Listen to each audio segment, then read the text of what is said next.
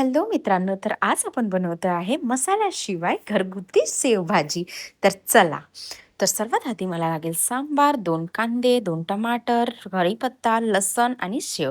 तर सर्वात आधी मी कांद्याला छान बारीक चॉप केलं. त्यानंतर मग लसण आणि कढीपत्ता याला पण छान बारीक केलं. त्यानंतर मग अ, टमाटर आणि सांबार याला पण छान बारीक केलं. मग घेतली कढई, कढईमध्ये तेल छान गरम होऊ दिलं. मग मोहरीची फोडणी आणि जिऱ्याची फोडणी.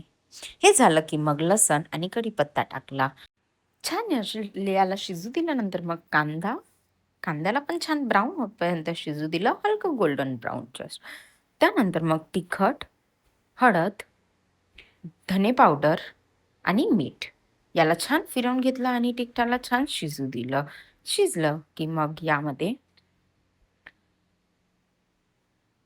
टमाटर आणि सांबारचा पेस्ट याला पण छान फिरवून घेतलं आणि शिजू दिलं. मग यात पाणी आणि चवीसाठी गोटा मसाला आणि कस्तुरी मेथी. बस, सांबार टाकलं की मग याला छान शिजू द्यायचं. हे मसाला शिजला की मग सेव टाकायची. तर ही झाली आपली सेव भाजी तयार. तर पटापट तुम्ही पण बनवा आणि चॅनलला सबस्क्राईब करायला विसरू नका.